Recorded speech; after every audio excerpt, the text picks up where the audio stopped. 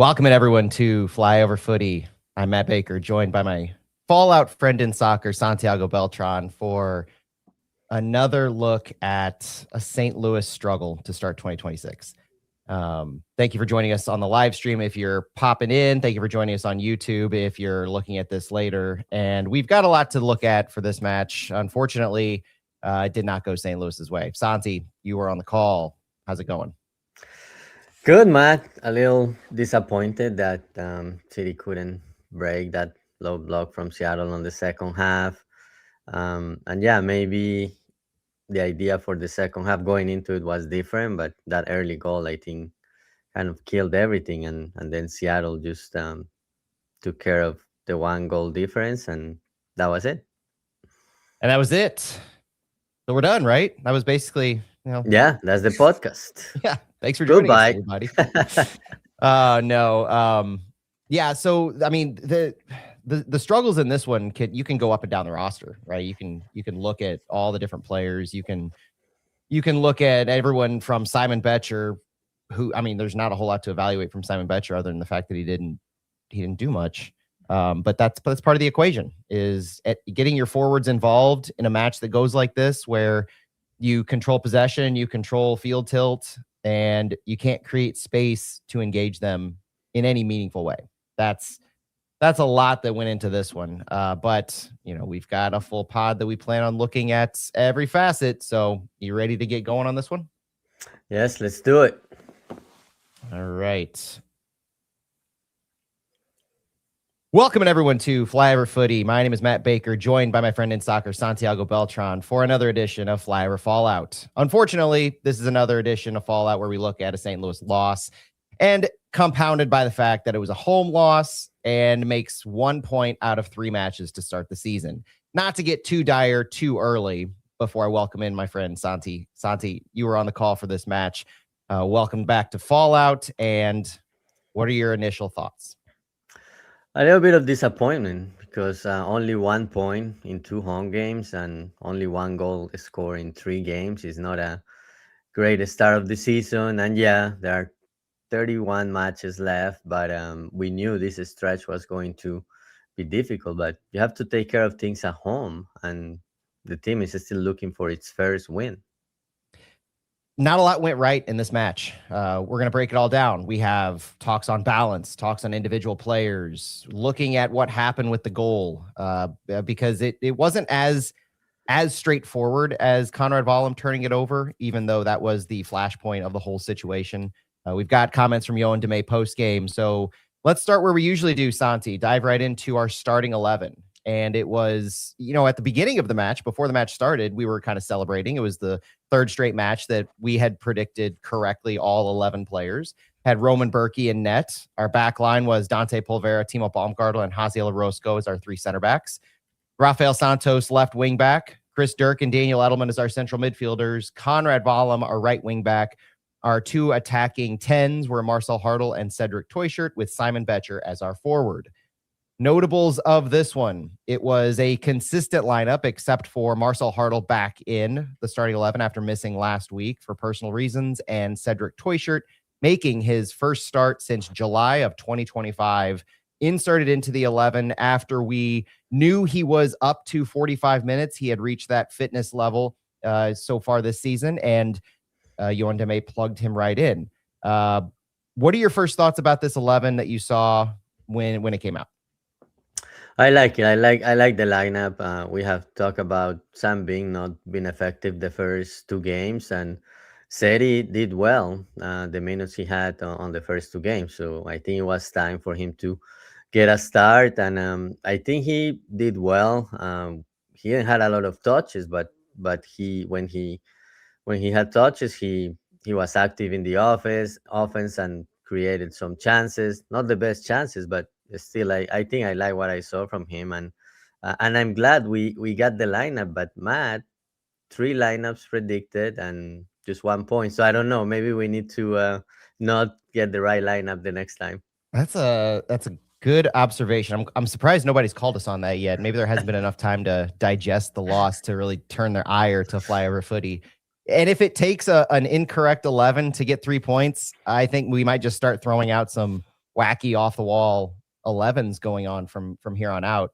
No, but then we will lose some credibility if we just make it up. So yeah, we need to see what we can do about that. What we need to do is find the balance that the club is seeking with the Right. club. So we need to balance out our predictions being correct with the club actually having successful outings with those 11, because it is a good 11, all things considered. I mean, there are valid reasons for all of these things. Defensively, it was a strong performance, even in the first half that we're going to get to. So at even strength, we performed well defensively, limiting their chances, 2 total shots in the first half, huge stretch without the shots. I mean, the defensive side, central midfield, and our center backs, they performed well.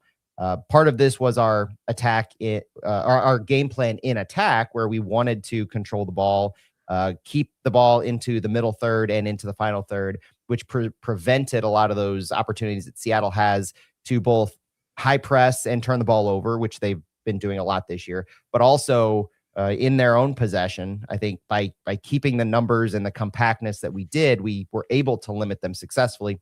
Unfortunately, it didn't do much for us in the attack. But without getting too far ahead of ourselves, we did have a bench that included Sergio Cordova, Mbake, Brendan McSorley, Sang Ben Zhang, Lucas McNaughton, Miguel Perez, Saleo Pompeu, Makai Joyner, and Ben Lunt.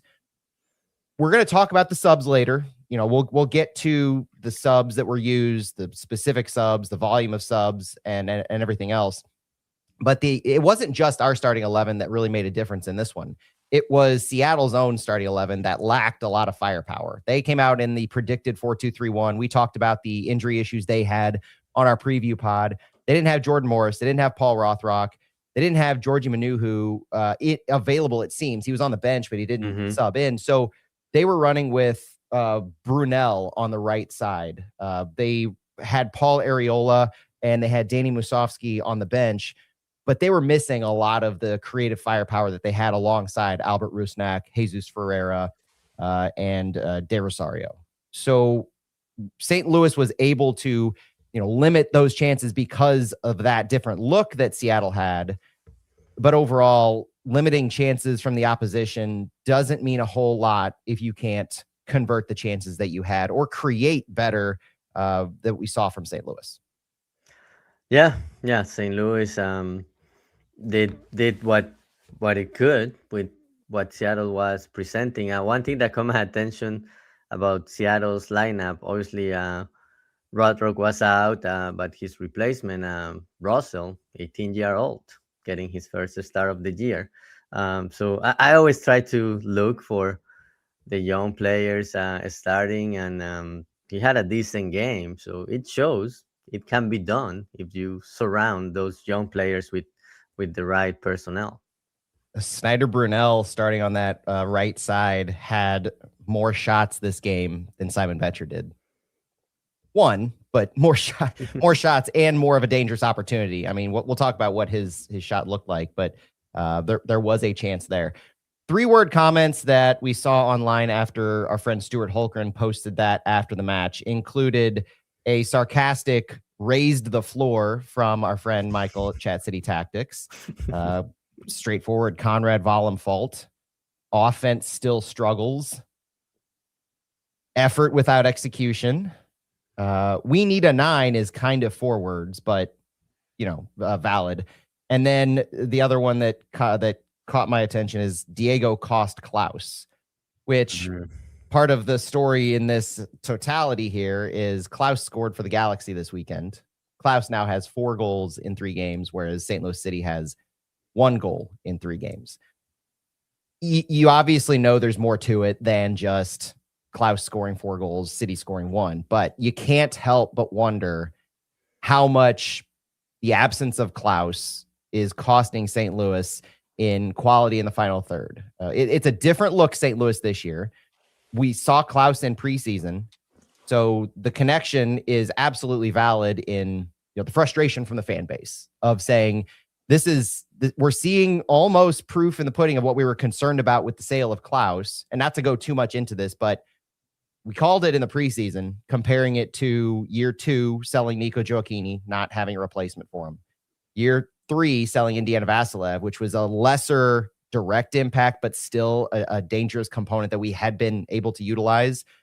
His position with the team, his desire to play with Bradley Carnell, all that led to him leaving right before the season. But we didn't have a replacement for his role in the team, along with all the other issues that happened under Olaf. Now we sell Klouse. We bring in Sergio Cordova, but he's not yet to that point. We don't know. He doesn't have the history of being to that point. We haven't seen him yet. So 3 games into this, Klauseless, toothless by and large for St. Louis. And now we're right where we were worried about being at the start before the season. Is it as straightforward as that? Am I being too direct with my comparisons to Klouse? No, I think there is something there, but at the same time, just seeing how the games have developed, I don't know if Klouse would have made a difference. Maybe the strategy could have been different, but to me, yeah, he's on a scoring streak. But I think part of his success is the way LA Galaxy setup works, and the what the number 9 has to do in that system is different than what has been asked for a number 9 in St. Louis City. Is there a quality around him that's obviously different?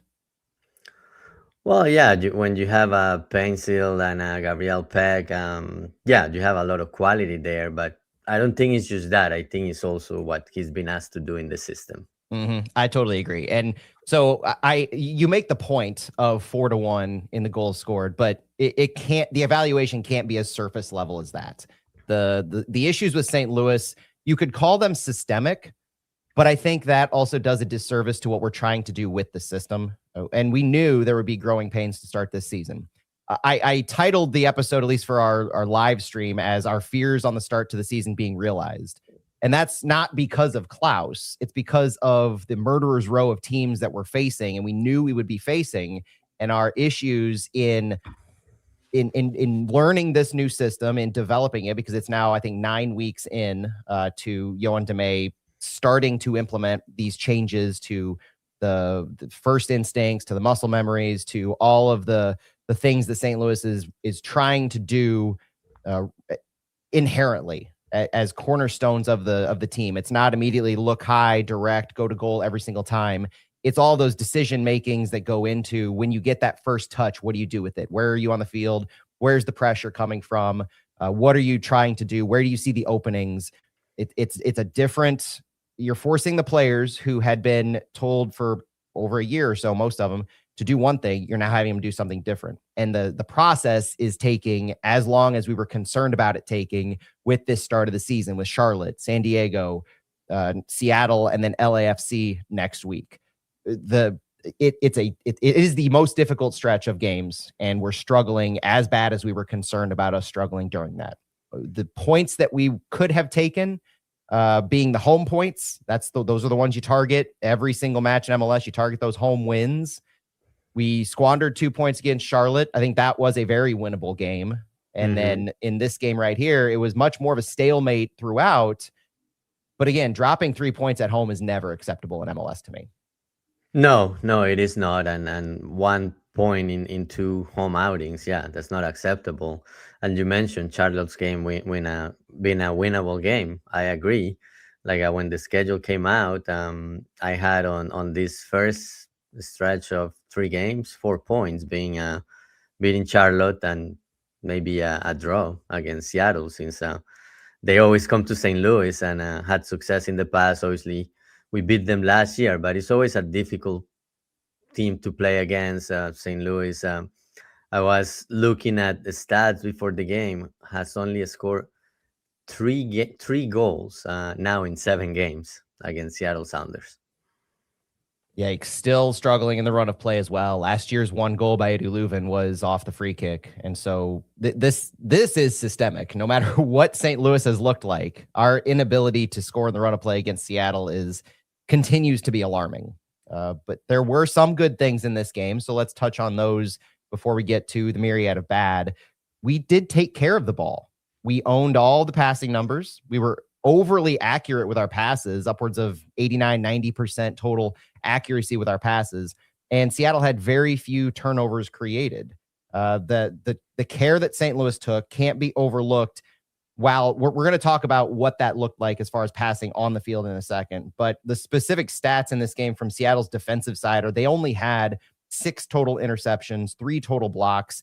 They had 38 clearances and 23 tackles. So they were, as they drop back into their low block, we'll talk about, they were clearing the ball. But as far as their ability to turn the ball over from St. Louis via errant passes or otherwise successful tackles, that wasn't really there. So St. Louis was caring for the ball.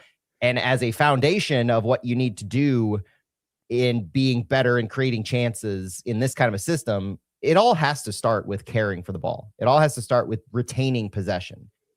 It needs to translate more quickly into the next phase of being creative off the ball so that you can leverage those passes to better create chances.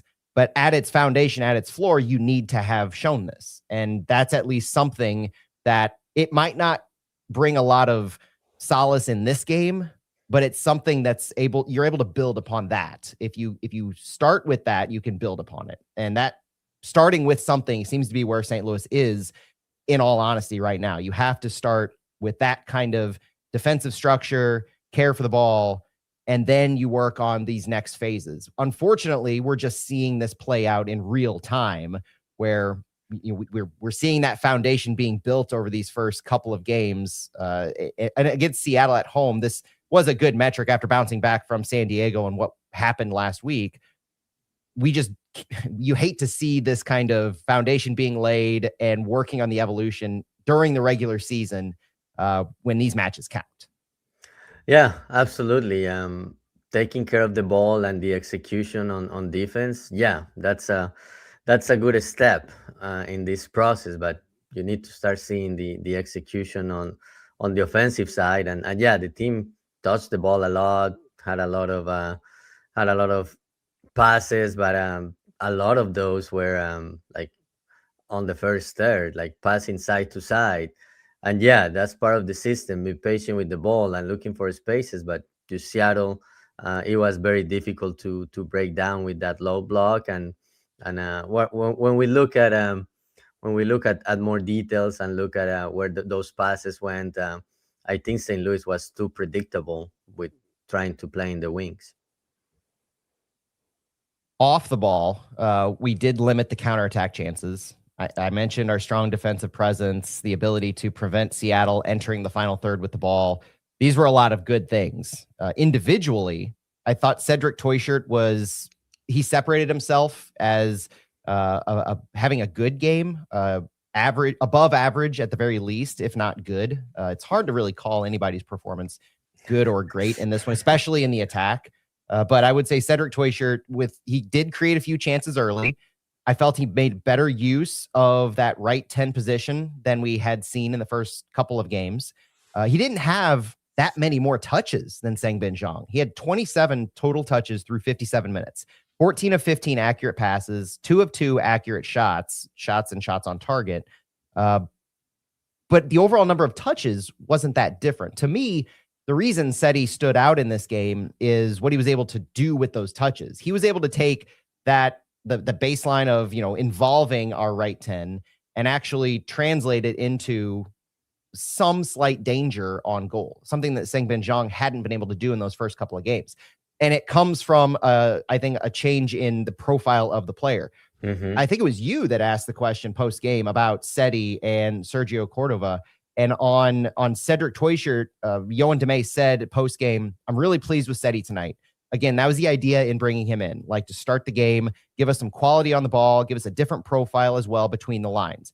I felt like he had a great performance, felt like he gave us a different look as well in terms of how we wanted to build up. And that's the most notable thing. And we talked about that last week, is the difference in strengths and profiles of Sangbin and Seti.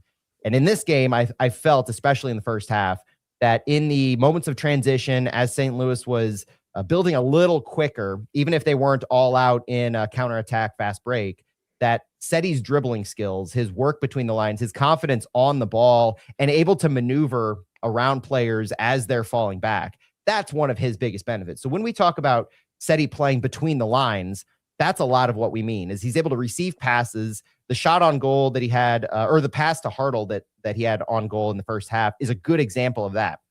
Rossetti can be an outlet.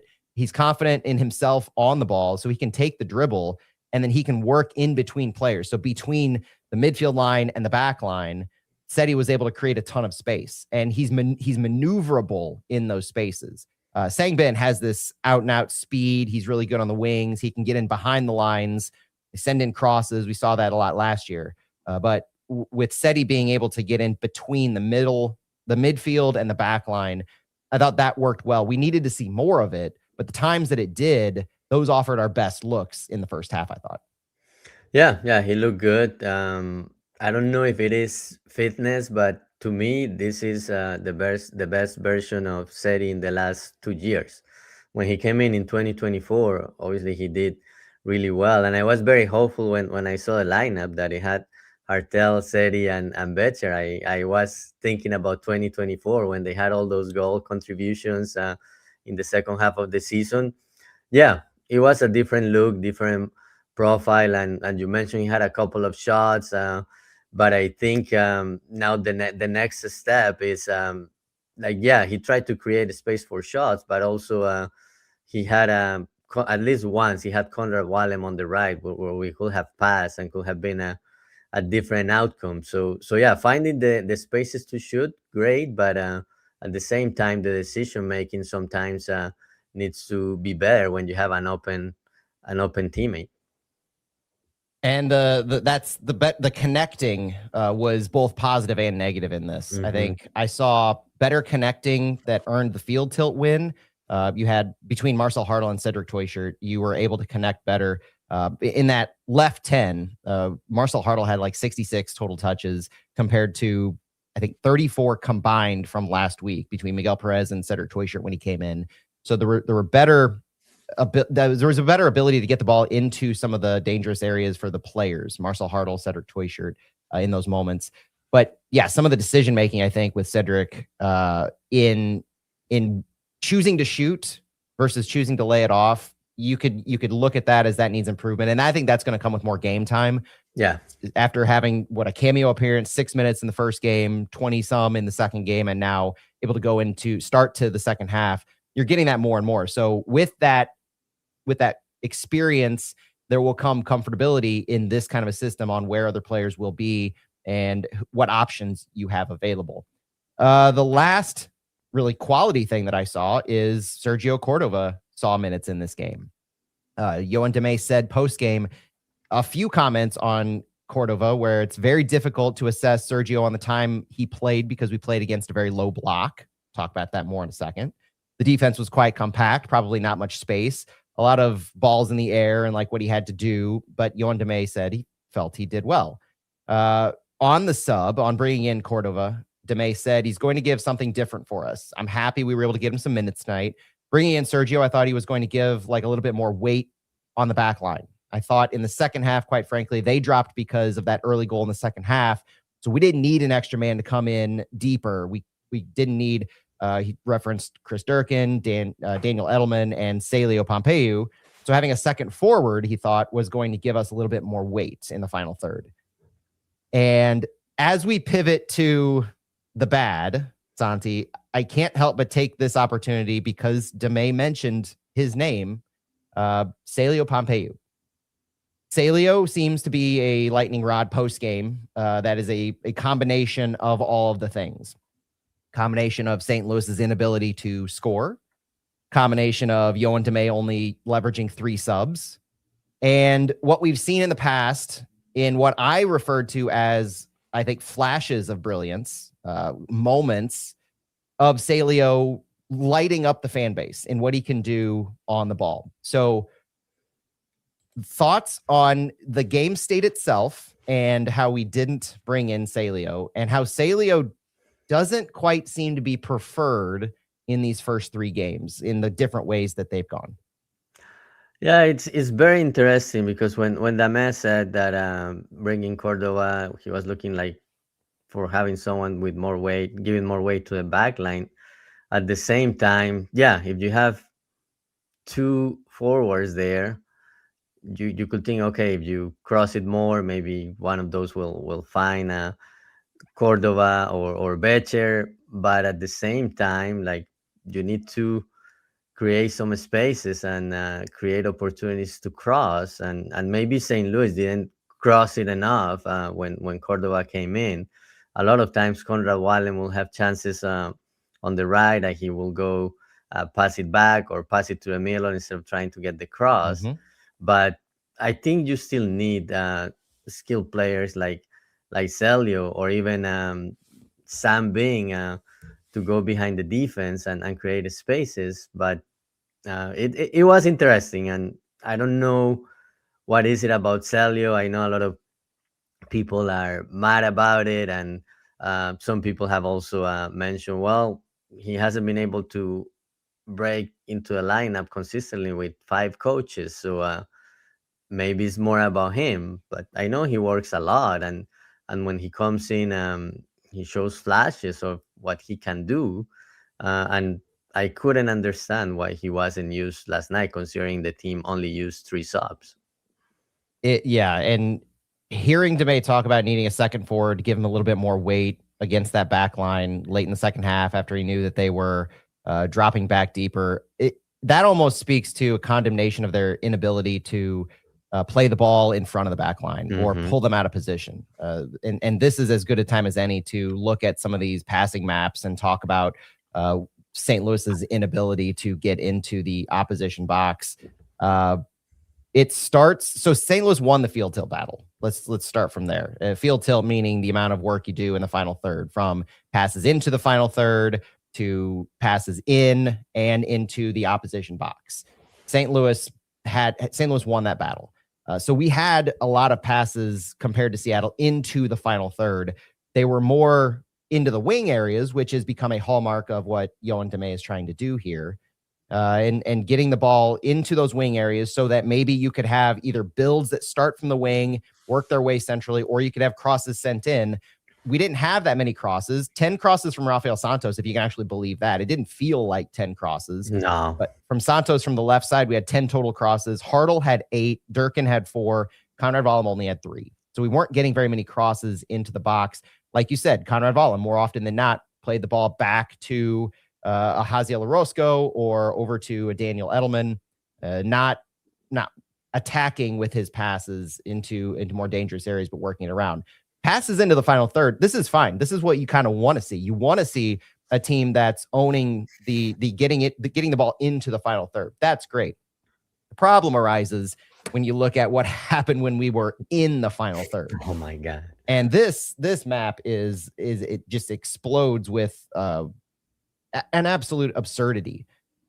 Wing play, again, in the final third. So passes inside the final third. 32% of them occurred on the left side. 55% occurred on the right side.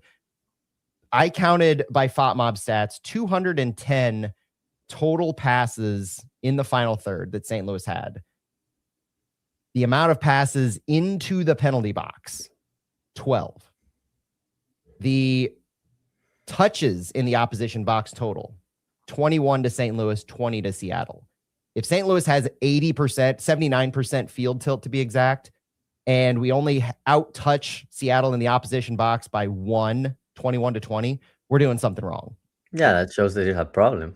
Clear as day. And when you have 213 passes in the final third, and they're just, I saw a comment saying it looks like the image looks like there's an arch being made around the penalty box for passes in the final third. It's an absolute absurd look.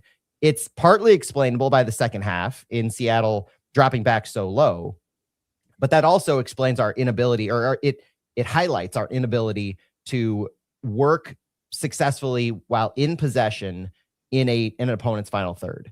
Breaking down a low block's not easy in general. Like, that's not something that every team or even the best teams have as a skill set. It's difficult, especially when you're up on the road and you have no intention of doing anything but don't allow a goal. That is your only mission in this game at that point for Seattle. That's what it seemed like. And they were successful in preventing that by dropping their players deep and keeping the passing lanes occupied in the penalty box. And St. Louis isn't yet, they don't seem like they're yet to the point where they have the ability to force the opposition to be pulled out of position. They're not creative enough off the ball. They're not creative enough with their passing. They telegraph too much in what their capabilities are and what they're wanting to do with the ball, and just moving it around horizontally to an extent outside of the box. Especially you can see on that right side where 55% of our passes in the final third occurred on the right side with Volum and Edelman or Toy Shirt, Betcher over there, Orozco. And they weren't able to get any work into the box, any entrances into the box. If you look at the passes into the box that occurred in that final third or in the right wing, there was only one, and then one that was in the channel that happened over on that right side. All of our passes into the penalty box were mostly to the left side, over in that left channel, that left wing area of the opposition box. So we just need to be a better team on that right side. Conrad Volum needs to have a better look at opportunities that present themselves. Players need to be moving off the ball better near him. It could be the work that comes around him where we're just not freeing ourselves up for him to be making those kinds of passes. I know at one point, Cedric Toyshirt took a shot from range just outside the box on the right side, as opposed to maybe leading Betcher on the right into the box or playing it wide to Volum, like you were talking about earlier, for him to have a cross in. Maybe you separate Seattle from there. So each player in these roles have to be better with some of these decision-making opportunities that they have in knowing what the best choice is in any given moment. And for a team that's evolving into this style, that seems to be a difficult ask consistently, especially when they get in the final third and into the opposition box area. Do you think Valen lost confidence after the goal, and that's why maybe when he had the ball on Seattle's part of the field, he wasn't as aggressive and most of the time passed the ball back? It wouldn't surprise me. I mean, that's just a natural thing to happen in a lot of ways, where the turnover was pretty egregious. The touch was terrible by Volum in that moment. And when that happened, it was his first instinct when he came up. We'll talk about the goal in a minute, but his first instinct led to that. So he had opposition in his face.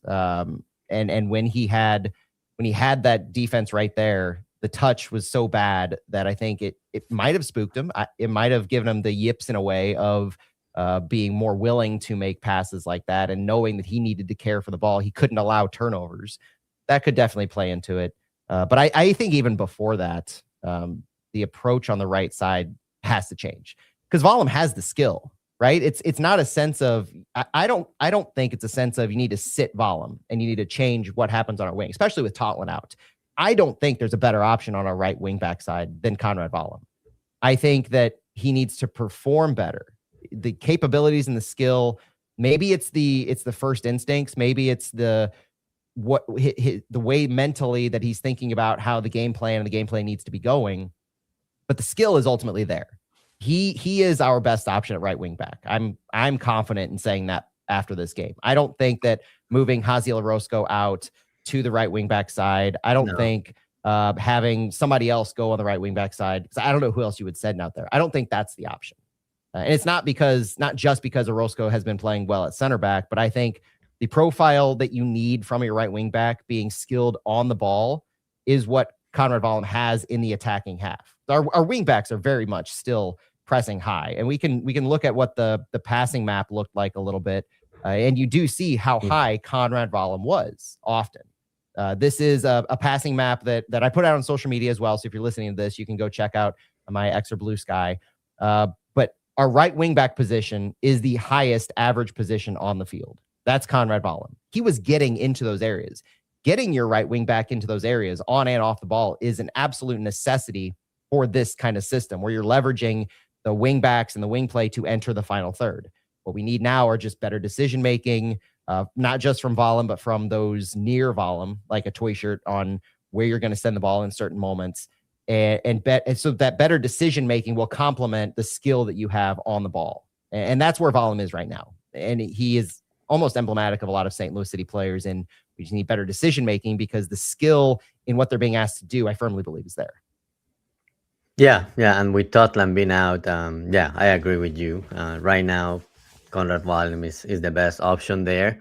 Yeah, just need to improve on the decision making and also the execution. I think that's something that was lacking last night. I like this comment in chat. Abo, our friend Abo said, I don't think you guys need to discuss the tactics. It's a talent issue. There isn't enough talent to overcome any kind of mistakes, let alone a mistake by one of your better players. I can see that, and I do think St. Louis needs to raise the level of talent they have on the team. But I also think that there's plenty of talent there between Hartle, Toyshirt, Volum, Santos on the left. Our midfield has been performing fine, and our center backs are taking care of the ball. I think the quality is good enough that we should be competing better than we are. To me, that is a system issue at this point, in that the players aren't comfortable with the things they're being asked to do and the decisions they're needing to make in the moment. They're not comfortable enough that their skill and talent is being maximized. That's a thing that's frustrating from a fan base perspective, because that should come with time. But like I said at the very beginning, our fears to the start of the season are being realized, in that it's taking real matches to develop a lot of the muscle memories and the first instincts, the first touches, and the decision-making off and on the ball to actually get the most out of the talent that we have. Obviously, we look for the talent to be improved in like the forward position, with the focal point of where our attack should be. We have other areas that need improvement to not just raise the floor, but to continue pushing the ceiling higher and higher. But the focus being on Conrad Volum on this, the focus should be in the decision-making, not the capabilities that he has, in my opinion.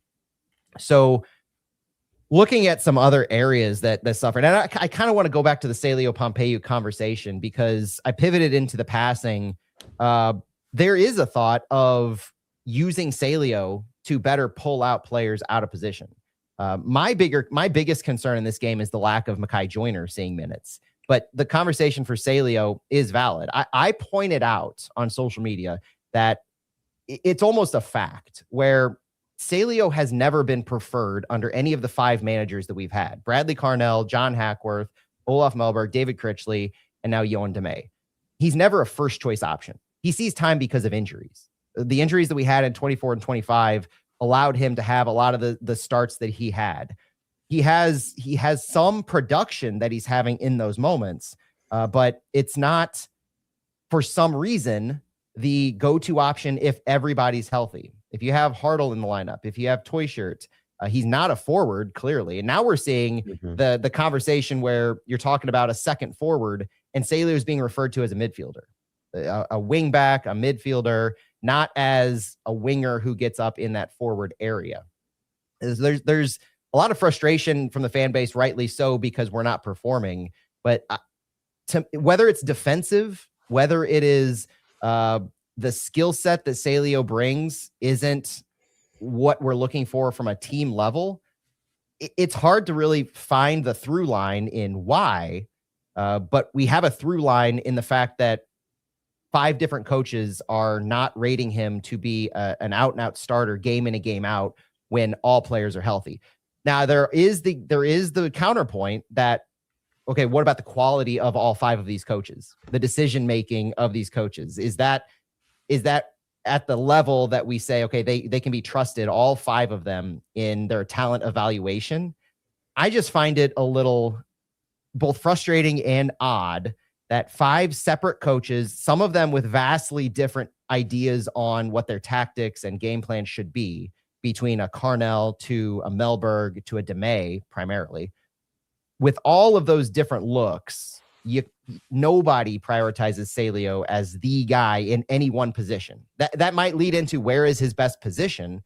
Does it fit with the formation that we're using? Is he a left winger when we don't have a left winger on the team? We have a left wing back whose goal is to get crosses in, to stretch the field wider, not to take on players 1v1 in the final third, create space for yourself, and then get a shot off. There are a lot of nuances that go into this answer, but in general, Saleo's career, he had 29 matches played in 2025 and just 2 goals. He had 19 matches in 2024 with 3 goals. And then in 2023, he had 32 matches played with 2 goals. So the goals haven't been all over. He hasn't been scoring at a rate that by itself should keep him in the lineup. But what he's been doing, I think, from a fan base perspective, is his goals have been pretty electrifying that make you remember them and make you think about them in the context of he's able to do this kind of stuff, especially 1v1. And we're struggling with goals right now. So there's a correlation that a lot of people are making in those moments that Saleo does versus the struggles that St. Louis is having. And if you've got a player with that kind of dynamism and the capability, why aren't you playing them? Yeah, I get the point about the 5 different coaches, but at the same time, and you allude a little bit to it, like, is it the coaches instead of the player? The coaches don't want to take the risk and have a player that is more offensive minded like Celio. Yeah, a lot of people talk about his defending, but I know he has been working on defending, and he has said he has improved, but we haven't been able to see it because he hasn't really played much. So yeah, could be both. Yeah, he's not the preferred option, but at the same time, were these 5 coaches too conservative and we're not able to find a spot for Celio that could balance things out for both, for him, for his skills, and for what the team wants. What was more frustrating to you, the fact that Saleo didn't enter the game in the second half, or the fact that Mekhi Joyner didn't enter the game in the second half? Celio for me, just because he has proven before that he has that skill on the 1v1 and he can create spaces. But yeah, I thought about Mekhi Joyner too, especially because we only used 3 substitutions. The first one was Cordova for Toyshar around the time we thought it was going to happen based on the minutes we thought Toyshar was going to be available for. But then the other 2, I think, came in too late, especially that last one for Sam Bing and changing Santos to the right side. Like, I thought there was an opportunity to make the substitutions early, and could have been Celio, could have been Joyner too. I'm surprised too by Joyner not seeing any time so far. 0 minutes through 3 games for Mekhi Joyner, the presumed best homegrown talent that we currently have signed to City and the one most ready to take the next step into meaningful minutes, especially after the end of last season, where we've now seen Miguel Perez see a lot more minutes than Mekhi Joyner in a role that we expected Mekhi Joyner to see last week against San Diego, where you have the attacking midfield spot open for the taking, and you put Miguel Perez in there instead of Mekhi Joyner. There are, in my opinion, there aren't a lot of things that I'm critical of DeMay on so far. Just a few games of a sample size. It's hard to judge a head coach in some of those things. This is one of them. It's not the choice to make 3 subs, because we'll talk about why he did that in just a minute. It's the choice of not utilizing Mekhi Joyner, especially last week was egregious to me. I did not see at all why Miguel Perez was in that position versus Mekhi Joyner. And it's not anything to do with Miggy Perez. It's in that role, the attacking, where you had specifically put Mekhi Joyner in that attacking, the 10 position in preseason, whether it's right or left. And you don't pull that trigger when you have the opportunity in the regular season. And then in this game, it's not necessarily the volume, because there is something to be said for consistency in leveraging your players that you're not seeing anything wrong necessarily tactically. And okay, that's their evaluation of it. And so you let them go out. Changes that you make, like you mentioned late in the game, bring in Sang-Bin Zhang. That's the other side of it, where you can bring in a few players late in the game, but they're not used to the momentum of the game. They're not used to, they're not able to get into a groove. And so you bring him in really late in the game, and that's the risk. And DeMay didn't take that risk last night in seeking an equalizer outside of that massive tactical change on the wings at the 88th minute or so, where you're not just making a sub, but you're saying we're ineffective in our wing play so far, so we need to invert. And that's the reason why Sang-Bin moved into the left and Santos moved over to the right. But also in that moment, you choose Sang-Bin Zhang over Saleo. So on the left side, Saleo, we've seen the ability to invert and get into the box in that left channel from the left side. This is another example where Saleo could have been used there, even if you didn't want to use him in Cordova early. in the game into adding that weight on the back line. Just so you're seeing now Saleo being bumped down behind all of Toyshirt, Sang Binjong, Santos, every position. You're knocking him down just a few more pegs in who you seem to be preferring when everybody's healthy. All things are being equal. The balance that Demey is seeking between retaining possession, progressing the ball a little more methodically, and being more prone to hit on a counter or a fast break or in transition. Demey talked about that post game, saying we spoke about the balance last week a little bit, finding those moments where we need to use the ball to create those chances. I thought tonight, like, we had a decent balance. We didn't like the ball back we didn't take the ball back as often as we did in the past 2 games. I thought the transition moments were less of use. That's also the reason why I thought we didn't go for it that often. Meaning some of those moments where you have Conrad Volum playing the ball back as opposed to pushing in transition.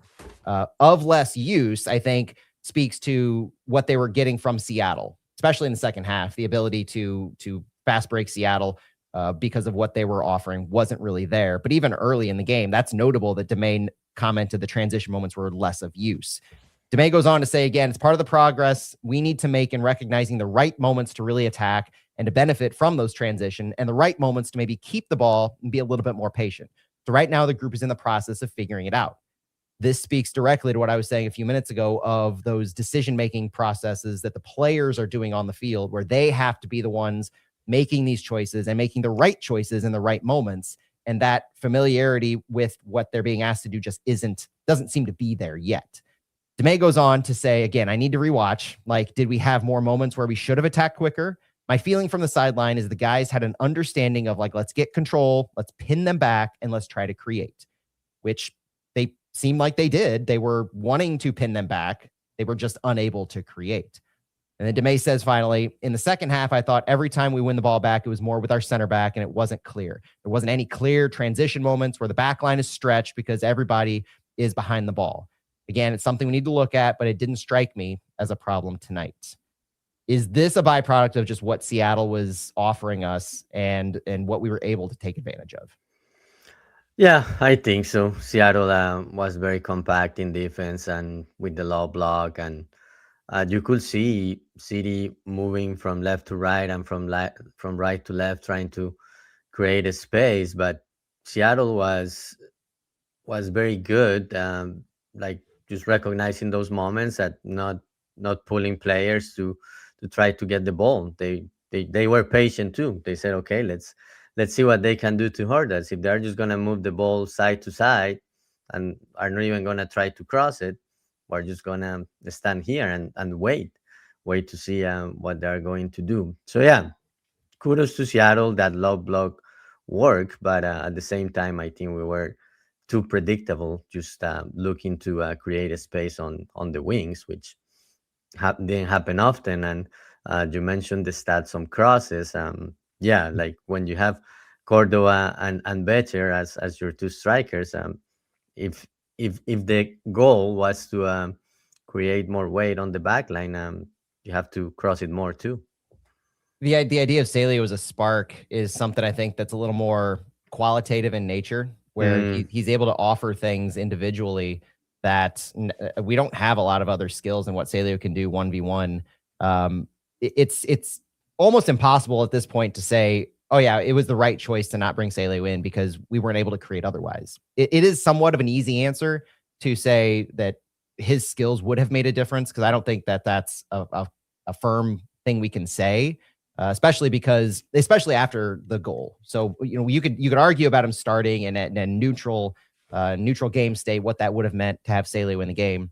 But even with a player of Saleo's quality, where he's good in transition, good with the dribble, good holding up the play for others, good making those 1v1 moves in the final third to create space, what Seattle was offering us proved a little bit difficult in those ways, where the Demey's comments about getting in transition, Seattle had a lot of players behind the ball, and that was just the case in the second half. So I don't know that the qualities that Saleo has would have necessarily been able to break that down any different than what Rafael Santos was doing on the left side as well, where he was the outlet in a lot of ways to receive the ball, hold up, play it through the midfielders. He didn't look to go 1v1. Maybe, and I think that's by design. Demay doesn't want his wingers to go 1v1. He wants his wingers to hold it up for the rest of the players to come, and you initiate maybe a quicker possession in the final third. We just weren't able to get between the lines while we were possessing the ball in the final third. First half, Santi, there's not a whole lot that's worth talking about individually on the plays. You could argue, I think the best chance that we had in the first half was at 13 minutes. It was a good fast break. It was a good transition moment. Timo Baumgartel had a nice clearance or a nice block on a pass, created a turnover in our defensive half. And believe it or not, this play progressed through the midfield. So we talk about all the wing play and how that's the goal. Sometimes you take what's given to you. And this was an example of St. Louis doing a good job of taking what was given, getting the ball to Daniel Edelman right in front of the back line, and then Edelman finding a line-breaking pass to Cedric Teuchert. This is what we need to see more of, is these moments of, these are the better decision-making moments that St. Louis needs to draw from and be more comfortable in making, where Edelman gets that pass up to Cedric Teuchert, and Seti's off and running. He has the biggest and best progressive carry of the entire game here at 13 minutes. But his pass, the weight of his pass just isn't there for Marcel Hartl, as Seti's comfortable enough, not just dribbling past defenders, through defenders, but he's good at absorbing pressure from defenders. So as soon as he draws 2 or 3 defenders towards him, he frees up Marcel Hartl on his left side in that left channel. And if he can get the weight of that pass just a little bit better, a little softer touch, Hartl's able to recover that with a better, more direct look at goal. And I have no doubt that Hartl would have scored that. It's an almost perfect play that there's that one moment. And I'm not really down on Seti too much. It was a beautiful play that led up to that moment, but just a little bit softer of a touch in that moment would have probably resulted in a goal. And I think that was probably our best chance of the entire half. Yeah. Could have been a better execution on that final pass, but yeah, things were looking good at that point, and yeah, created through the middle, something that we didn't see a lot. And as I mentioned before, Seti had a good game and created some chances. Yeah, not like the best chances, but at least he was involved and was able to show he's trying to get back to that Seti we saw in 2024. But yeah, that was the highlight of the first half. Yeah, there were some chances created, more like half chances, and City had a lot of possession, but again, not a lot of execution. Yeah, Seti had a couple shot opportunities later on in the half. Took a shot from range. Made the choice to take shots a little longer rather than lay them off. And I'm not gonna deride Seti for making those choices. You could argue that he would have been better served passing it off to Volum as opposed or leading Betcher. But at the same time, we need those players who are willing to take those chances just as much as we need better decision making from players when we're in the final third. We just need more of those. Like the stat that we saw on the shots, we didn't have a single good individual XG shot opportunity. We had 12 total shots. 9 of them were on target. 5 of them were average XG. 7 of them were poor XG, mostly around the box. This is where, against a team that's dropping back or you're looking to possess, you're winning the field tilt battle, you need to be able to create better shot opportunities. That's going to be the pinnacle at some point, or how we can track the evolution is, can St. Louis win the field tilt? Because like we mentioned, they had 79% field tilt. Can they win that and then start creating better XG opportunities on individual shots? Once you put those two things together, the goals are going to come maybe even in buckets.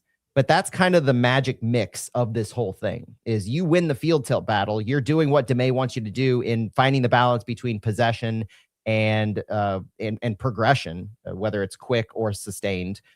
And you're able to generate better individual shot opportunities. Until those two things come together at the same time, we're still going to be seeking growth and evolution in this system. And it may not result in the wins until those two things can come, unfortunately.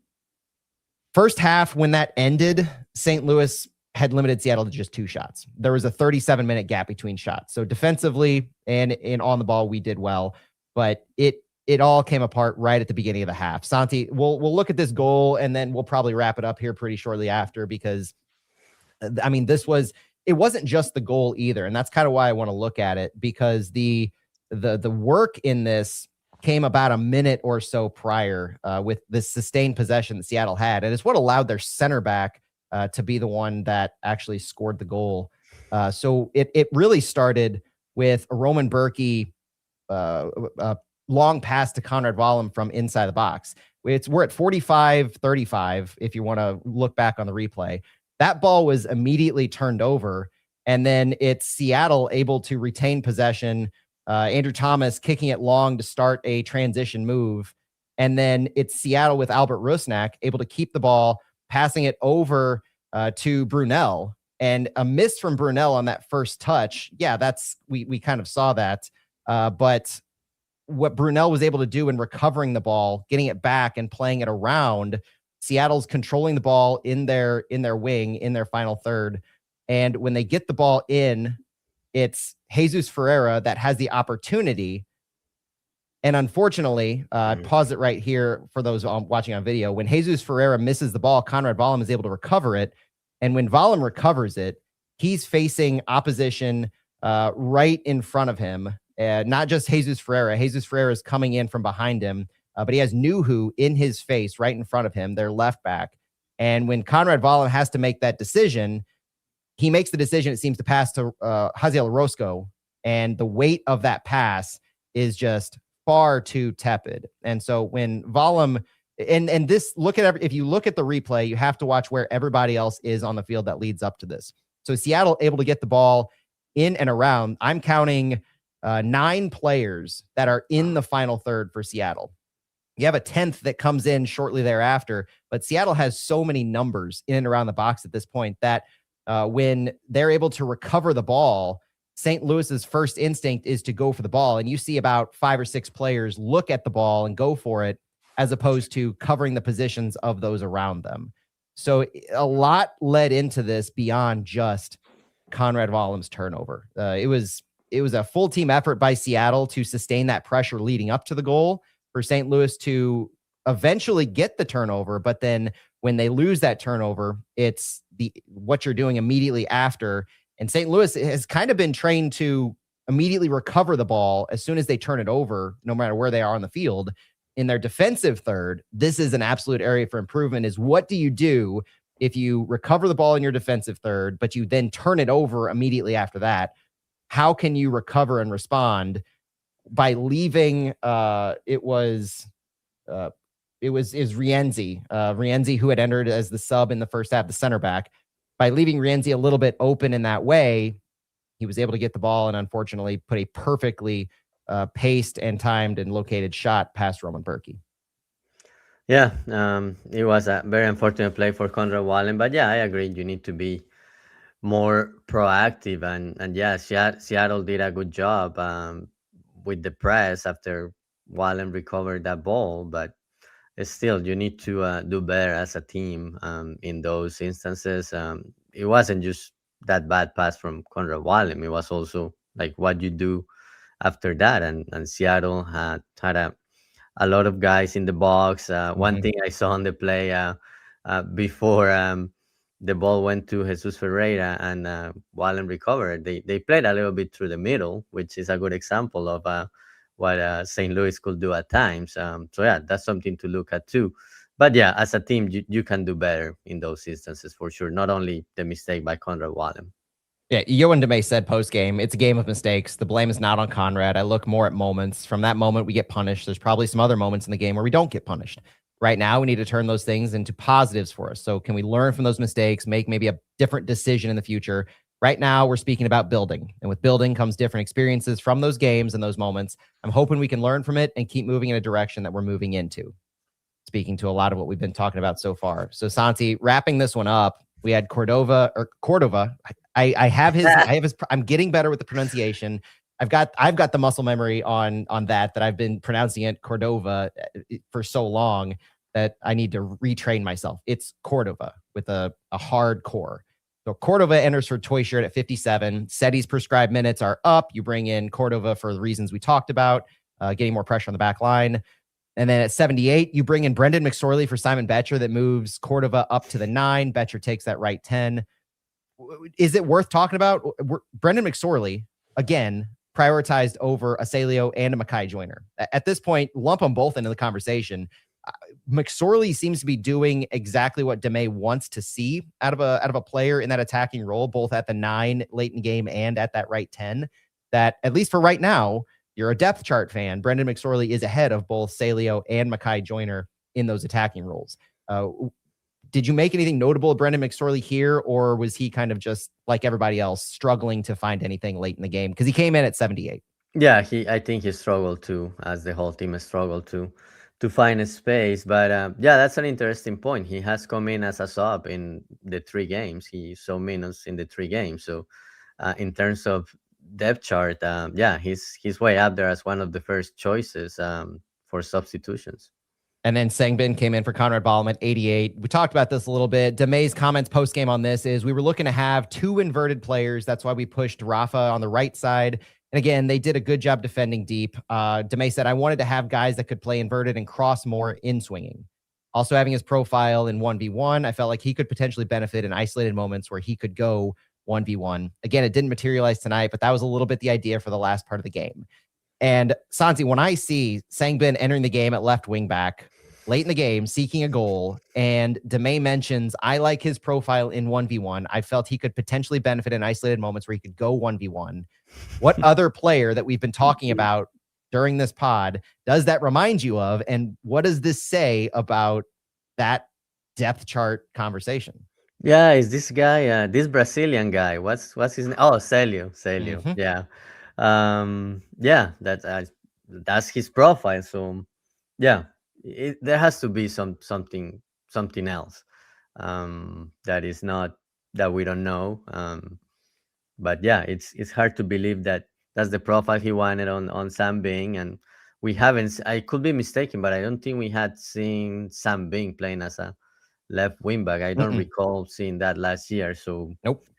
So yeah, if that's what you're looking for, Celio is your guy. I still think it was too late in the game, 88 minutes. Agreed. Even if Celio had come in, I think it's too late at that point. Yeah, I think that tactical change came too late to really make any meaningful difference, given the game state, what Seattle was offering. It was a Hail Mary of sorts that just didn't see any value. So the big takeaway wasn't the ineffectiveness of Sangbin over there. It was the decision to sub in Sangbin versus Saleo, notable going forward. And again, there has to be something. That's all we can say is we don't have specific reasons on why things are the case. We can guess. But it seems pretty clear on the prioritization at this time. Not saying that can't change and won't change, but at least in the analysis of this particular game and the first 3 games so far. As far as making 3 subs late, this is one of the last points I want to make. Yohan Demay said post-game, I thought the guys that were in the game were providing what we wanted to. I also was quite mindful of the balance of the game. Like in those moments where you consider the first goal quite early in the second half, there's 2 ways to look at it. It's either like you make early changes and you hope for the best that you don't concede in the second, or you see how the game develops and you see if you're still creating danger. Demay goes on to say, I thought we were dangerous without making too many early subs. And I thought like at the end of the game, bringing those guys in gave us maybe a different look in terms of profile. The McSorley, the Sangbin. Demay says it's always interesting. And if you look at the bench, like, are we bringing in center backs or more midfielders? I thought what we needed was maybe like more crossing, more presence inside the box. We had some discussions about at some point, like, do we put a midfielder in to bring in an extra attacking player? But I thought the same thing. Demay said, I thought Chris and Danny were good in projecting themselves inside the box and creating danger. So those are all the reflection and the thought process we're going through on the bench. And I thought tonight, like we needed those 3 guys to come in, and I didn't believe more would have helped or created a different picture. That's going to be part of the reflection and looking back. But there you go, Santi. We saw he's looking for more crossing, more presence inside the box.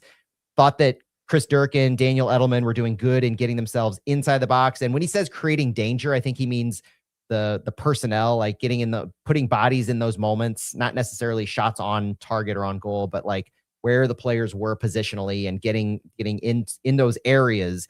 Throwing a different body in there isn't going to somehow magically create space in there if those other players are positionally getting into places where they need to. You got to go back to the decision making. You got to go back to being able to be creative when you have players in those areas. Beyond that, I think Cedric Toyshirt received the man of the match post game for some of the work that he did at the beginning. It's hard to find anybody else notable to really give it to. And then, St. Louis again drops 3 points, all 3 points this time at home. Yeah, it's not a good output.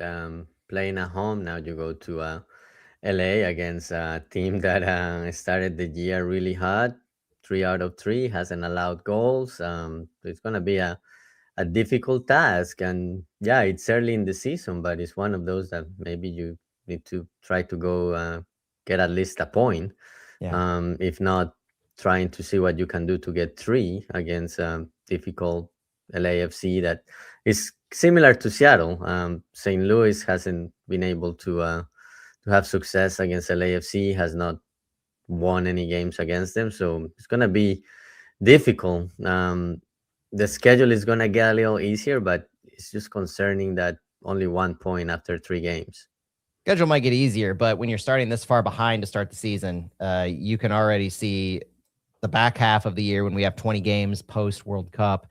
Regardless of how easy the schedule is, our backs are going to be against it. So after 3 weeks, all of the Western Conference have played 3 matches, and City sits 14th, tied with Sporting KC on just 1 point with 0.33 points per game.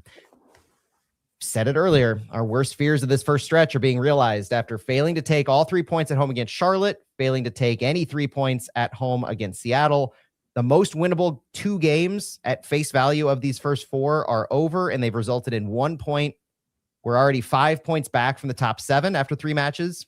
We have a -3 goal differential. We're one of 6 Western Conference teams to have a negative goal differential. And we're also only one of 4 teams across all 30 in MLS to have 1 or fewer goals scored over these first 3 games.